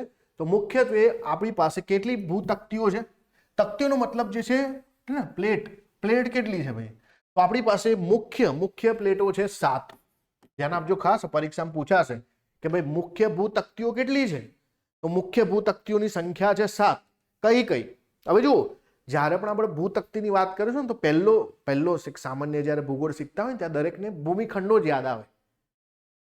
પણ એવું સમજો કે આપણે જે છે સમુદ્ર નીચે પાણી ખાલી કરી નાખીએ ને તો કોઈક તો જમીનનો ભાગ હશે ને, તો એ પણ એક તકતીનો પાર્ટ છે. એટલે આપણે એવું સમજીએ કે આખી પૃથ્વીને આપણે તકતીઓમાં વિભાજન કરવાનું છે. તમે એ ભૂલી જાઓ કે ખંડો કયા છે અને મહાસાગરો કયા છે. આપણે બંનેને જોડીને કોઈ એક એકમ બનાવવાનો છે. એટલા માટે આપણે આખી પૃથ્વીના 7 ટુકડા કરીશું. તો 7 તકતીઓ મુખ્ય છે. તો જેમ કે ઉત્તર અમેરિકાની ભૂતકતી, એટલે એનો મતલબ એવો ના થાય કે ફક્ત ઉત્તર અમેરિકા ખંડ એકલો આવે. એમાં ઉત્તર અમેરિકા ખંડની સાથે એની આસપાસનો જે મહાસાગર હશે એનું પણ તળિયું આવશે. એટલે આપણે એ પણ શીખીશું આકૃતિમાં. જોયું ઉત્તર અમેરિકાની ભૂતકતી. બીજી છે દક્ષિણ અમેરિકાની ભૂતકતી. ત્યાર પછી છે પેસિફિક ભૂતકતી. જો પેસિફિક મહાસાગર જે છે આવડો મોટો મહાસાગર છે તેની પોતાની ભૂતકતી. પછી યુરોપિયન ભૂતકતી, યુરેશિયન ભૂતકતી એટલે કે યુરોપ અને એશિયાની ભૂતકતી, આફ્રિકાની ભૂતકતી અને ભારત ઓસ્ટ્રેલિયાની ભૂતકતી. હવે ભારત ઓસ્ટ્રેલિયા એટલે શું? પેલું દક્ષિણ ભારતનો પાર્ટ, આપણે પછી ટકરાય ને એશિયા સાથે પછી હિમાલય બન્યા. તો જે ભારત અને ઓસ્ટ્રેલિયાની ભૂતકતી અને છેલ્લી બચી કઈ? એન્ટાર્કટિકાની ભૂતકતી. યાદ રાખવું ઈઝી છે. કઈ રીતે? ઉત્તર અમેરિકાની ભૂતકતી, દક્ષિણ અમેરિકાની ભૂતકતી, પછી આવે છે પેસિફિક મહાસાગરની ભૂતકતી, પછી જે છે યુરોપ અને એશિયા એટલે કે યુરેશિયાની ભૂતકતી, પછી આફ્રિકાની ભૂતકતી, પછી ભારત ઓસ્ટ્રેલિયાની ભૂતકતી, કેમ કે એક સમય બંને જોડેલા હતા, અને પછી છે એન્ટાર્કટિકાની ભૂતકતી. તો આવી 7 મુખ્ય ભૂતકતીઓ છે. પણ એની સાથે બીજી નાની મોટી જેને આપણે ગૌણ કહીશું તો 20 જેટલી ગૌણ ભૂતકતીઓ પણ છે. કેટલી છે ભાઈ આ ગૌણ? એટલે કે સેકન્ડરી કેટલી છે? 20 જેટલી છે. આ ભૂતકતીઓ પર્વતીય હારમાળા, ભૂસપાટી પરની નેવી ગેડ પર્વતીય શ્રેણીઓ, સાગરમાં જે છે જળમગ્ન ફાટો વગેરેથી એકબીજાથી જુદી પડે છે. પહેલા તો આખી એક જ હશે, પણ આવી જે છે અલગ અલગ બીજા શ્રેણીના, ત્રીજા શ્રેણીના ભૂ સ્વરૂપો રચાયા તો એ ક્યાંક ને ક્યાંક એકબીજાથી થોડી અલગ થઈ છે. તો ભૂતકતીઓ છેવટે તો સંચરાત્મક સ્વરૂપો છે. જળમગ્ન પર્વત શ્રેણીઓ, સામુદ્રિક ખીણો, જ્વાળામુખી ટાપુઓ, ભૂકંપજન્ય વિસ્તારો, ફાટ ખીણો વગેરે ભૂતકતીઓના કિનારા સાથે સંકળાયેલા છે. ભૂતકતીઓના કદમાં જે છે આપણને વૈવિધ્ય જોવા મળે છે. સાઈઝ એમની જે છે અલગ અલગ હશે. જેમ કે કેટલીક ભૂતકતીઓ 10,000 ચોરસ કિલોમીટર કે તેથી ઓછો વિસ્તાર ધરાવે છે, તો કેટલીક ભૂતકતીઓ 10 કરોડ ચોરસ કિલોમીટરથી પણ વધુ મોટા વિસ્તારમાં ફેલાયેલી છે. પેસિફિક છે, આફ્રિકા છે, યુરેશિયા વગેરે જે છે મોટી ભૂતકતીઓ છે. જ્યારે Bismarck, Solomon, સોમાલિયન, Nazca, કોકોસ, Arabian, ફ્યુઝી, ફિલિપિન, Caroline વગેરે નાની ગૌણ ભૂતકતીઓ છે. તો જો તમને મુખ્ય પૂછે ને તો મુખ્ય 7 તમારે યાદ રાખવાની થાય, અને બીજી જે ગૌણ 20 છે ને એની આપણે થોડી વાત કરીએ. એમાંથી જે મુખ્ય છે એની વાત કરીશું આપણે. તો જુઓ, જો બે ભૂતકતીઓ એકબીજાથી વિરુદ્ધ દિશામાં ખસતી હોય તો એને આપણે અપસારી ભૂતકતીઓ કહેવાય. દાખલા તરીકે આપણે જે છે અહીંયા એ શીખવાનું છે કે બે ભૂતકતીઓ જ્યારે એકબીજાથી જે છે દૂર ખસતી હોય, એકબીજાથી જે છે વિરુદ્ધ દિશામાં જતી હોય તો એવી જે છે અપસારી એટલે કે ડાયવર્જન્ટ પ્લેટ કહેવાશે. મતલબ ડાયવર્જન્ટ પ્લેટ હશે તો શું થશે? બંને વચ્ચે ફાટખીણ બનશે, જગ્યા બનશે ને, એકબીજાથી અલગ જશે. એટલે એવી રીતે જો બે ભૂતકતીઓ એકબીજાની તરફ આવતી હોય, બરાબર, તો એને આપણે શું કહીશું? અભિસરણ ભૂતકતીઓ એટલે કે કન્વર્જન પ્લેટ કહીશું. તો કન્વર્જિંગ ની અંદર શું થશે? એકબીજા પ્લેટો એકબીજાની ઉપર આવશે. અને ત્યાર પછી ભૂતકતીઓની જાડાઈ જે છે અહીંયા વાત કરી છે કે 47 કિલોમીટર કે તેથી વધુ હોવી જોઈએ, કારણ કે ખંડોની સરેરાશ જાડાઈ 40 કિલોમીટર અને સમુદ્ર તળની ઊંડાઈ જે છે જાડાઈ જે 7 કિલોમીટર છે. આપણે જે ભૂતકતીઓની વાત કરીએ તો ભૂતકતીઓ માટે જાડાઈ જે છે 47 કિલોમીટર કે એથી વધારે હોવી જ જોઈએ ને, કેમ કે ભૂમિખંડોની જાડાઈ 40 કિલોમીટર, આપણે જે છે સમુદ્ર તળની જાડાઈ 7 કિલોમીટર, તો બંનેને ભેગા કરીએ તો એનાથી વધારે જ હોવું જોઈએ. તો એક અંદાજ મુજબ ભૂતકતીઓની જાડાઈ સમુદ્ર વિસ્તારો નીચે 70 કિલોમીટરથી માંડી જમીન ખંડો નીચે 150 કિલોમીટર જેટલી હોવી જોઈએ. તો આટલી જાડાઈ ધરાવતી ભૂતકતી હોય, બરાબર. તો જુઓ અહીંયા જોશો તમે કે આ ઉત્તર અમેરિકાની ભૂતકતી છે. હવે આ જે ભૂતકતી છે, બરાબર, એ દક્ષિણ અમેરિકાની ભૂતકતી આ પ્રમાણે છે. આ તરફ તમે જોશો કે આ તમને દેખાય છે ને, આ વિષુવવૃત્તનો પાર્ટ છે. પૃથ્વીની ગોળો માનીએ તો આ તરફનો પણ પાર્ટ છે એ અહીંયા જે છે વિષુવવૃત્તનો ગોળ આવશે, બરાબર. આ જે છે વિષુવવૃત્ત આ તરફ જે છે, તો આ તરફ આખો જે છે ઉત્તર અમેરિકાની ભૂતકતી તમે જુઓ કેટલી લાંબી છે. આ બાજુ પણ છે, આ બાજુ પણ છે. આ પેસિફિક મહાસાગરની ભૂતકતી છે જેને આપણે રિંગ ઓફ ફાયર બોલીએ છીએ. આ જ ક્યાંક ને ક્યાંક એવો વિસ્તાર છે જ્યાં આપણને ખૂબ મોટા પ્રમાણમાં ભૂકંપો ને અહીંયા જે સ્લાઇડોમાં જોવા મળે છે, આ જે લાઈનો છે, કેમ કે એ ક્યાંક ને ક્યાંક શું કરે છે, એ પ્લેટો એકબીજાની નજીક એકબીજાની દૂર આવવાથી ક્યાંક ને ક્યાંક આપણને નવા જે ભૂમિ સ્વરૂપો રચાવાની શરૂઆત થાય. એવી રીતે દક્ષિણ અમેરિકાની ભૂતકતી છે, આફ્રિકાની ભૂતકતી છે, આ યુરેશિયન ભૂતકતી છે, આ ભારત ઓસ્ટ્રેલિયાની ભૂતકતી છે, આ પેસિફિક મહાસાગરની આપણે વાત કરી, ના છે એટલાન્ટિકની ભૂતકતી. તો આવી 7 ભૂતકતીઓ જે છે મુખ્ય છે, બરાબર, આ મુખ્ય છે. પણ ક્યાંક ને ક્યાંક શું થાય કે ભાઈ એકબીજાથી જે છે પ્લેટો વધુ જે છે એની અંદર જે છે ભંગાણ પડે. તો દેખો તમે અને ઉત્તર અમેરિકાની પ્લેટ છે. હવે આ ઉત્તર અમેરિકાની પ્લેટમાં આ ક્યાંક ને કેરિબિયન ભાગ છે, તો કેરિબિયન પ્લેટ જે છે ગૌણ બની ગઈ. એવી રીતે અહીંયા સાઉથ અમેરિકાની પ્લેટ છે, તો સાઉથ અમેરિકામાંથી આ જે નાસ્કા પ્લેટ જે છે, બરાબર, આ પણ અલગ થઈ ગઈ. તો આ જે છે ગૌણ ભૂભાગ કહેવાય. એવી રીતે જે તમે જુઓ પેસિફિક છે, અહીંયા તમે જોશો કે આ ઉત્તર અમેરિકા દક્ષિણ અમેરિકાની વચ્ચે કોકોસ પ્લેટ પણ છે. પછી અહીંયા તમે જુઓ કે જુઆન દે ફુકા પ્લેટ છે. આવી રીતે જે છે અહીંયા યુરેશિયન પ્લેટની વાત કરીએ તો આ યુરેશિયન પ્લેટ છે, એમાં તમે જોશો કે આ ઇન્ડિયન પ્લેટ છે, બરાબર. આ ઇન્ડિયન પ્લેટ જે છે એ શેનો પાર્ટ હતી, તો એ ઓસ્ટ્રેલિયન પ્લેટનો પાર્ટ છે. તો ઓસ્ટ્રેલિયન પ્લેટ અલગ થઈ ગઈ, ઇન્ડિયન પ્લેટ અલગ થઈ. પછી અહીંયા તમે જોશો કે આ પેસિફિક પ્લેટ છે, તો એમાં ફિલિપિનો પ્લેટ છે. પેસિફિક પ્લેટ જે છે અહીંયા આખો મોટો ભાગ છે. એવી રીતે જે છે અહીંયા સ્કોટિયા પ્લેટ છે, બરાબર. આ તો અલગ અલગ જે છે ગૌણ પ્લેટો તમને જોવા મળે છે. તો થોડા નામ પણ જોઈ લઈએ. તો જે 7 મુખ્ય જે છે પ્લેટો છે એ આપણે જાણીએ છીએ કે એન્ટાર્કટિકા પ્લેટ છે, નોર્થ અમેરિકા પ્લેટ છે, સાઉથ અમેરિકા પ્લેટ છે, પેસિફિક પ્લેટ છે, ઇન્ડિયા ઓસ્ટ્રેલિયા જે છે ન્યુઝીલેન્ડ પ્લેટ છે, આફ્રિકા જે છે જે પ્લેટ છે, અને સાથે યુરેશિયન જે છે પ્લેટ છે. તો આ રીતે આપણી પાસે 7 પ્લેટો છે. અહીંયા જોડે નામ પણ લખ્યા કોની સાથે જોડાયેલું છે. તો હવે અમુક પ્રકારની માઇનોર પ્લેટની વાત કરીએ તો માઇનોરમાં કોકોસ પ્લેટ આવશે, જે સેન્ટ્રલ અમેરિકા અને પેસિફિક પ્લેટ વચ્ચે છે. નાસ્કા પ્લેટ છે, જે સાઉથ અમેરિકા અને પેસિફિક પ્લેટ વચ્ચે છે. તો કોકોસ પ્લેટ, નાસ્કા પ્લેટ મેં તમને બતાવી છે. અરેબિયન પ્લેટ, તો જે સાઉદી અરેબિયાનો લેન્ડમાસ છે એ અરેબિયન પ્લેટ હશે. એવી રીતે ફિલિપિન પ્લેટ જે છે એ એશિયાટિક અને પેસિફિક પ્લેટ વચ્ચે છે. કેરોલિન પ્લેટ જે છે એકચ્યુઅલીમાં ફિલિપિન અને ઇન્ડિયન પ્લેટ વચ્ચે છે. ત્યાર પછી ફુજી પ્લેટ છે જે નોર્થ ઇસ્ટ ઓફ ઓસ્ટ્રેલિયા છે. એવી રીતે જુઆન દે ફુકા પ્લેટ જે છે જે south east of north American plate છે, ઉત્તર અમેરિકાની સાઉથ ઇસ્ટની અંદર આવેલી પ્લેટ છે. તો આ 7 અલગ અલગ પ્રકારની જે છે માઇનોર પ્લેટ છે. હવે આટલું ડિટેલમાં કેમ? કેમ કે પરીક્ષાની અંદર જો માનો કે તમને આવો સવાલ પણ આવે કે નીચેમાંથી ગૌણ ભૂ પ્લેટ કઈ છે, બરાબર, અથવા ભૂ તકતી કઈ છે, ટેક્ટોનિક પ્લેટ કઈ છે, તમને આવડવું જોઈએ.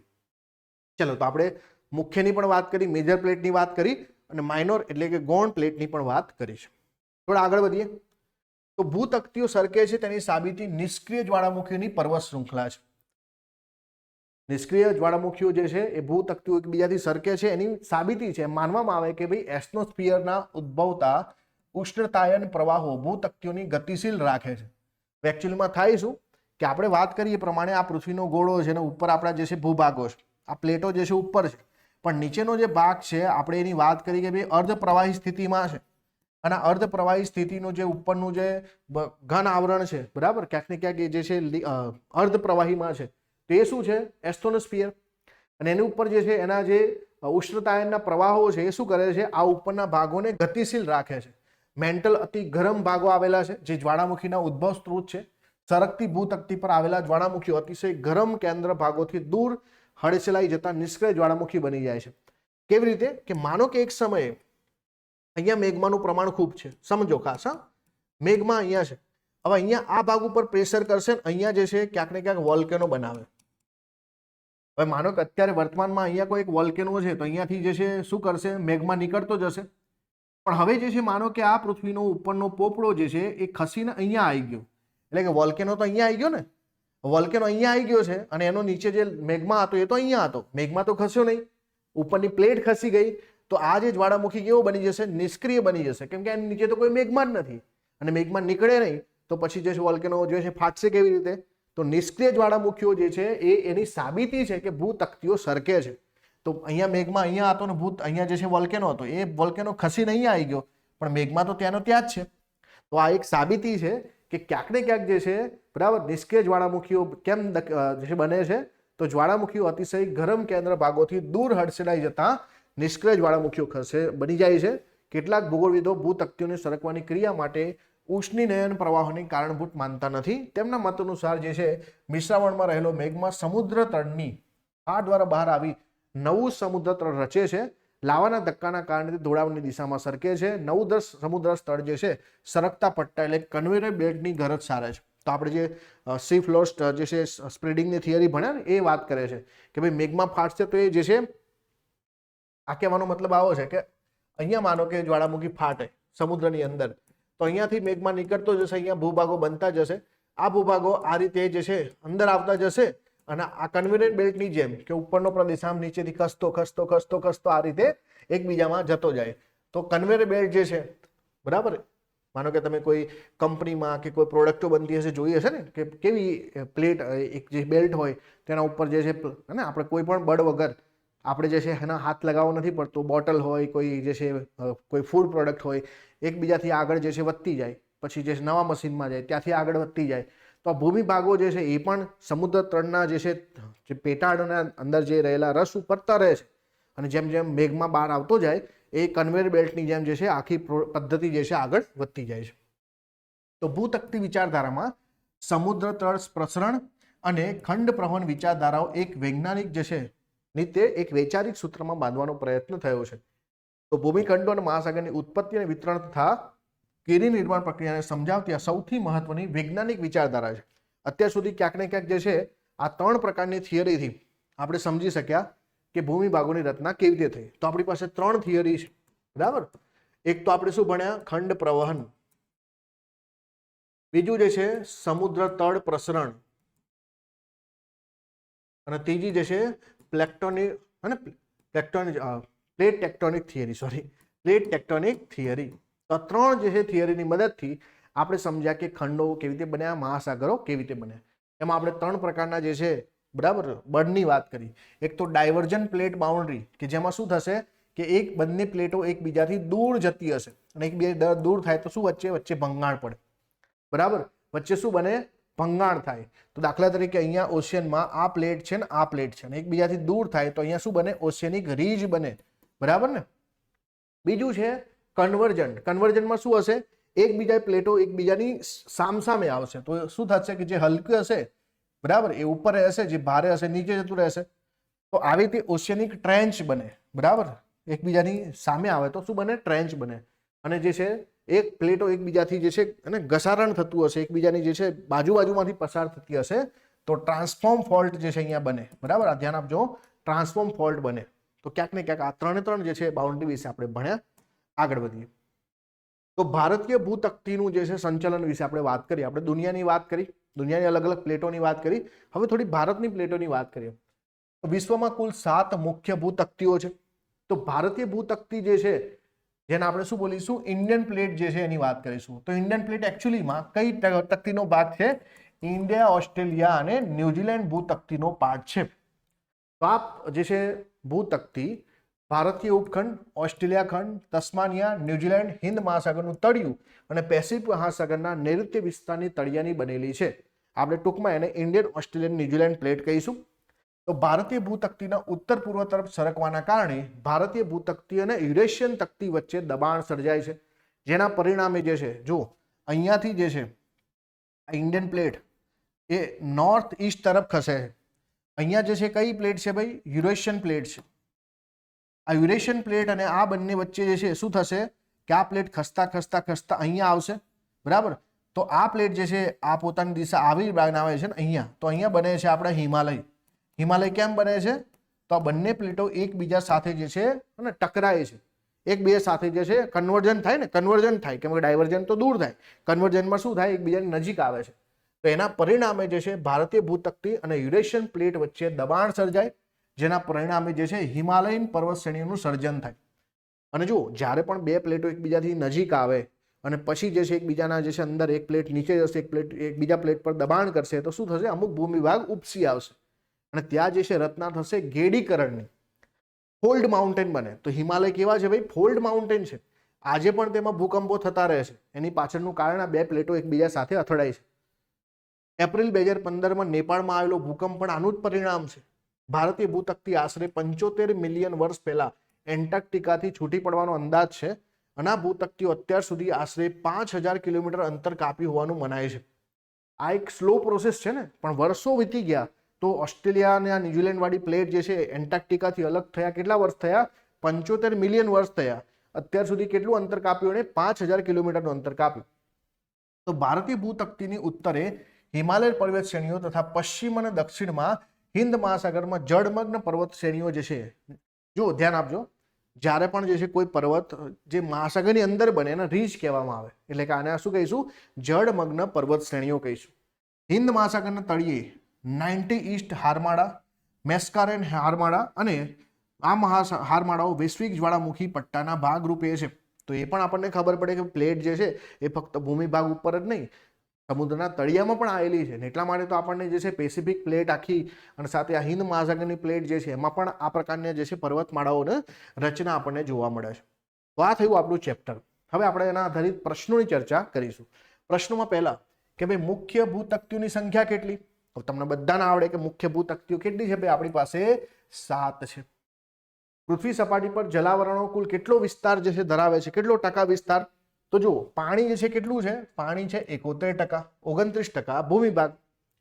પેન્જિયા એટલે શું ભાઈ? તો પેન્જિયા એટલે કે જે છે મહાખંડ હતો, તો એને આપણે શું કહીએ છીએ? આદિ મહાખંડ બોલીએ છીએ. પેન્થાલસા શું છે ભાઈ? સમુદ્ર છે. તો મેસ્કારેન હારમાળા કયા મહાસાગરમાં છે? તો મેસ્કારેનની હમણાં જ વાત કરી, એ એકચ્યુઅલીમાં જે છે હિન્દ મહાસાગરમાં છે. ક્યાં છે ભાઈ? હિન્દ મહાસાગરમાં છે. ખંડ પ્રવહન સિદ્ધાંત રજૂ કરનાર વિજ્ઞાનીનું નામ શું? તો આપણે ભણ્યા કે વેગનરનો સિદ્ધાંત. તો આલ્ફ્રેડ વેગનર જે છે એમણે શું આપ્યું છે? ખંડ પ્રવહનનો સિદ્ધાંત આપ્યો છે. તો બેઝિક ક્વેશ્ચન જે છે એની વાત કરી ફરીથી. ભૂતકતીઓ જે છે મુખ્ય 7 છે. ગૌણ કેટલી છે? 20. પૃથ્વી સપાટી પર જલાવરણનો વિસ્તાર 71%. તમને ગ્રહ જે છે ને ખંડની વાત કરે, ભૂમિખંડોની વાત કરે તો 29%. પેન્જિયા શું છે? આદિ મહાખંડ છે. આદિ મહાસમુદ્ર જે છે એ પેન્થાલસ આવશે. પછી ટેથિસ સમુદ્ર શું છે? તો લોરેશિયા અને ગોંડવાનાલેન્ડ વચ્ચેનો જે સમુદ્ર છે એને આપણે ટેથિસ સમુદ્ર કહીએ છીએ. મેસ્કારેન હારમાળા જે હિન્દ મહાસાગરમાં છે. ખંડ પ્રવહન સિદ્ધાંત જે છે એ આલ્ફ્રેડ વેગનર દ્વારા આપેલો છે. જો આ પરીક્ષામાં પૂછાયેલો ક્વેશ્ચન કે સમુદ્ર તળ પ્રસરણનો સૌ પ્રથમ જે સિદ્ધાંત જે છે અથવા વિભાવના કોણે આપી હતી? સમુદ્ર તળ પ્રસરણનો સિદ્ધાંત કોણે આપ્યો છે ભાઈ? હમણાં જ જોયું આપણે કે ભાઈ આ વ્યક્તિ જે કોણ હતા? હેરી હેશ. આ હેરી હેશ એમણે જે છે સી ફ્લોર સ્પ્રેડિંગ થિયરી આપી. બીજું, એ વિજ્ઞાનના મત અનુસાર નીચેનામાંથી કયું એક બળ ખંડ અપવાહન માટે જવાબદાર છે? કયું બળ આવશે? ભરતી બળ, સંવહન પ્રવાહ આવશે, તણાવ બળ આવશે કે સંપીડન બળ આવશે? તો આનો જવાબ છે ભરતી બળ. હમણાં જ આપણે વાત કરી કે ભરતી બળ છે એ જે છે ખંડ અપવાહન માટે જવાબદાર છે.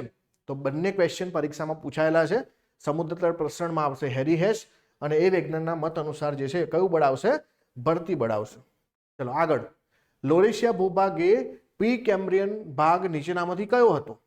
હવે જુઓ, ઊંધું પૂછ્યું કે જે લોરેશિયા ભૂભાગ હતો એ પ્રી કેમ્બ્રિયન ભાગ નીચેનામાંથી કયો હતો? સીધી વસ્તુ છે કે લોરેશિયામાં કયો પાર્ટ હશે નીચેનામાંથી? આપણે એવું વિચારવાનું છે. તો ધ્યાન આપો, આપણે શું ભણ્યા કે ઉપરનો પાર્ટ લોરેશિયા, નીચેનો પાર્ટ જે છે ગોંડવાનાલેન્ડ. એક એક મૂકી જોઈએ. ભારત, તો ભારત તો એકચ્યુઅલીમાં દક્ષિણ ભારતનો પાર્ટ શેમાં હતું? ગોંડવાનાલેન્ડમાં હતું, તો આ નહીં આવે. ઓસ્ટ્રેલિયા પણ ગોંડવાનાલેન્ડમાં હતું, એ પણ નહીં આવે.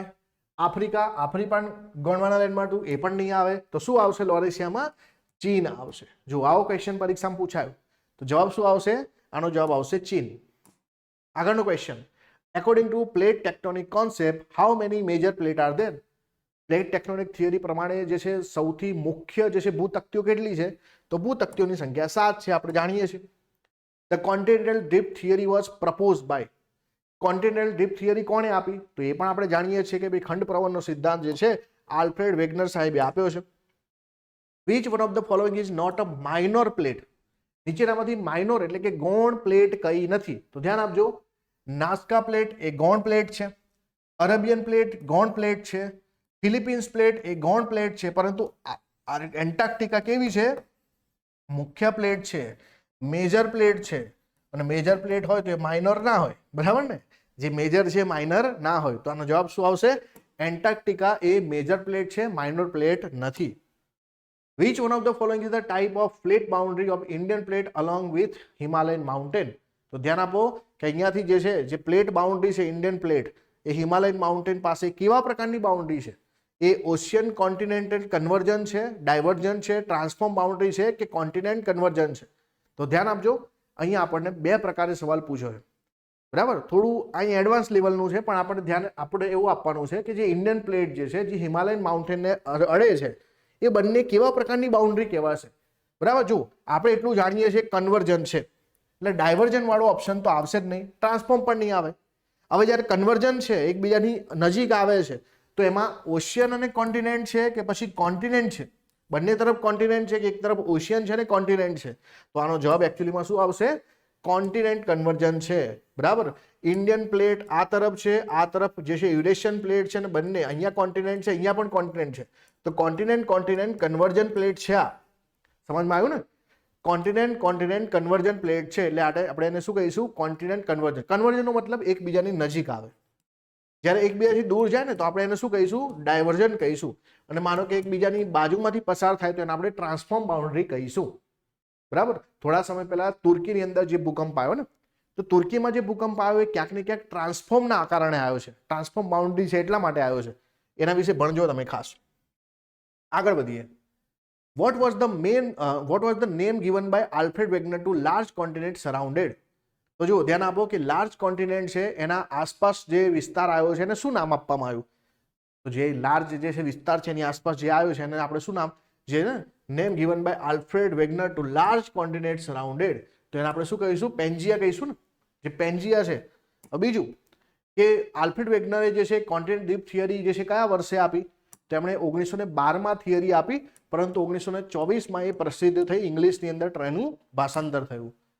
ચલો, એક આ સવાલ છે. આથી સવાલ બહુ મસ્ત મજાનો છે કે ખંડ પ્રવહન સિદ્ધાંત વિશે કયું વિધાન સાચું છે? All the continent form a single super continent call Pangaea. બધા ખંડો એક સુપર કોન્ટિનેન્ટની રચના કરી, જેને પેન્જિયા કહેવાય છે. પેન્થાલસા કહેવામાં આવે છે મેગા સમુદ્રને, જે પેન્જિયાની આસપાસ ઘેરાયેલું છે. Mega ocean was called Panthalassa surrounded Pangaea. પેન્જિયાની આસપાસનો વિસ્તાર છે એને પેન્થાલસા કહેવામાં આવે છે. Pangaea broke into two large continent masses as Laurasia and Gondwanaland. પેન્જિયા બે ભાગમાં વહેંચાયું, એકને લોરેશિયા કહેવામાં આવ્યું, એકને ગોંડવાનાલેન્ડ કહેવામાં આવ્યું. તો તમે જોઈ શકો કે અહીંયા બધું સાચું છે ને. A all the continent form a single super continent called Pangaea. Pangaea જે છે એમાંથી જ બધા કોન્ટિનેન્ટ બન્યા છે.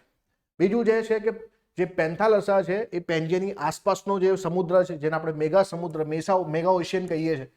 અને ત્રીજું છે કે પેન્જિયા જ્યારે તૂટે છે ત્યારે એમાંથી ગોંડવાનાલેન્ડ અને લોરેશિયા બે પાર્ટ બને છે, તો એ પણ સાચું છે. તો અહીંયા જે છે આપેલા ત્રણ વિધાનો બિલકુલ સાચા છે. આગળ વધીએ. કે સુપર કોન્ટિનેન્ટ પેન્જિયા ક્યારે તૂટવાનું શરૂ થયું? આપણે આવું ભણ્યા છે કે આશરે 20 કરોડ વર્ષ પહેલા. હવે તમને અહીંયા મિલિયનમાં આપ્યું છે, તો તમે આ કહી શકો કે 200 મિલિયન વર્ષ પહેલા. 20 કરોડ વર્ષ એટલે 200 મિલિયન થાય કે ના થાય? આગળ. Vote two scientist propose the theory of C floor spreading in the early 1916. C floor જે છે સ્પ્રેડિંગની થિયરી કયા બે વૈજ્ઞાનિકોએ આપી? હવે આપણે એક વૈજ્ઞાનિકનું નામ તો જાણીએ છીએ, જેમનું નામ છે હેરી હેશ, તો બીજા હતા રોબર્ટ ડાઇસ, બરાબર. તો હેરી હેશનું નામ તમારે ખાસ યાદ રાખવાનું. એમણે જે છે સમુદ્ર તરણ પ્રસરણનો સિદ્ધાંત આપ્યો છે. આગળનો ક્વેશ્ચન છે કે પશ્ચિમ દક્ષિણ અમેરિકાની પ્લેટની નીચે કઈ પ્લેટ સબડક્ટ થઈ રહી છે? સબડક્ટનો મતલબ શું થાય? એક પ્લેટ હોય તો બીજી પ્લેટ એની નીચે જઈ રહી હોય ને તો એને સબડક્ટ કહેવાય. તો શું લખ્યું છે કે ભાઈ વેસ્ટર્ન સાઉથ અમેરિકા, બરાબર.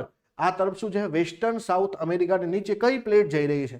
તો તમે જુઓ કે એને આસપાસની પ્લેટ તમને કઈ દેખાય છે? પેસિફિક દેખાય છે, સાઉથ અમેરિકન દેખાય છે, નાસ્કા દેખાય છે કે સાઉથ એટલાન્ટિક દેખાય? આપણે આવું ભણ્યા ને.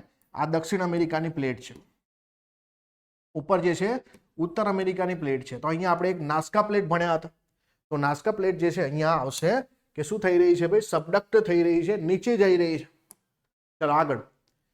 New oceanic લિથોસ્ફિયર form at dash, એટલે કે અહીંયા જે છે જે નવું લિથોસ્ફિયર જે છે, ઓશિયનિક લિથોસ્ફિયર, માનો કે આ સમુદ્ર છે તો એની અંદર જે ક્યાંક ને ક્યાંક જે છે નવું જે છે બને છે ને લિથોસ્ફિયર, ઉપરનો પાર્ટ બને છે, એ કેવી રીતે બને છે? બરાબર. ડાયવર્જન પ્લેટ બાઉન્ડ્રીથી બને છે, કન્વર્જન પ્લેટથી બને છે, ટ્રાન્સફોર્મથી બને છે કે ઓલથી બને છે?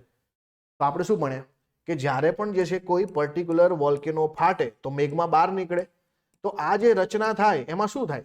પ્લેટો એકબીજાની નજીક આવશે કે દૂર જશે? તો ઓબ્વિયસલી છે કે એકબીજાની જે છે પ્લેટો જે છે દૂર જશે, એટલા માટે આપણે શું કહીશું, આ ભાઈ ડાયવર્જન્ટ પ્લેટ બાઉન્ડ્રી છે.